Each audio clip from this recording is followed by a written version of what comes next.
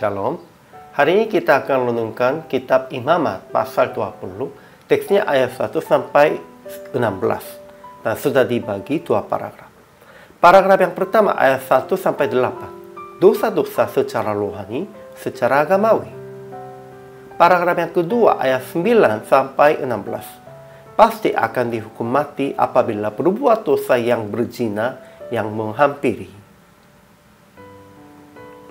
Kesimpulannya, Tuhan berfirman kepada Musa tentang dosa-dosa secara rohani, secara agamawi. Pertama, Tuhan berkata akan melontari mereka yang menyerangkan seorang dari anak-anaknya kepada Molok dengan batu.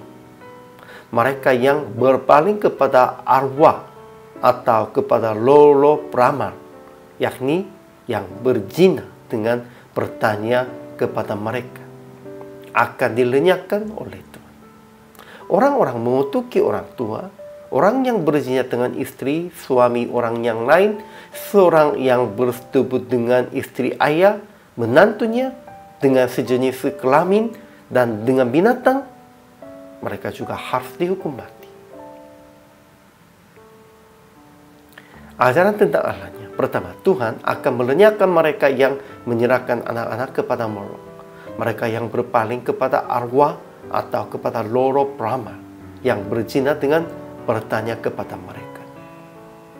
Kedua, Tuhan perintahkan akan membunuh mereka yang mengutuki orang tua, orang yang berzina, kelamin dengan binatang. Ketiga, Ia berfirman demikian sebab Ialah Tuhan yang menguduskan kamu.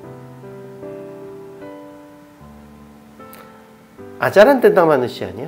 Pertama, semua orang yang menyerahkan anak-anak kepada Molok, mereka yang berpaling kepada arwah atau kepada lolo peramal, yang berzina dengan bertanya kepada mereka akan dilenyapkan. Dan rakyat negeri harus melontari mereka dengan batu. Kalau tidak, mereka akan dilenyapkan oleh Tuhan. Memang itu perzinaan secara rohani. Merekanya harus fokuskan kepada Tuhan, tetapi fokusnya kepada lo yang lain, ini dewa atau Allah yang lain, itu memberontakkan, itu berzina. Tidak boleh demikian. Kedua, orang Mesir dan orang Kanaan tetap melakukan banyak kekejian secara seksual, dan orang Israel juga dipengaruhinya oleh mereka, sehingga mereka pun juga berzina secara sosialnya dengan orang-orang yang lain, tidak boleh bersetubuh. Itu juga salah satu pemberontakan. Kemudian aplikasi hari ini. Pertama, jangan mencari keuntungan dan kesuksesan dari Allah lain dengan cara duniawi. Janganlah mengandalkan lo lainnya, dewa yang lain, Allah yang lain. Kedua, janganlah kudusan dengan kehidupan suci secara rohani dan secara jasmani juga. Di hadapan Tuhan, kekudusan secara rohani dan secara jasmani sama. Pemberontakan Tuhan itu pun juga akan dihukum mati. Pemberontakan tentang suami istri pun juga, berzina pun itu akan dihukum mati. Di hadapan Tuhannya itu sama dua-duanya.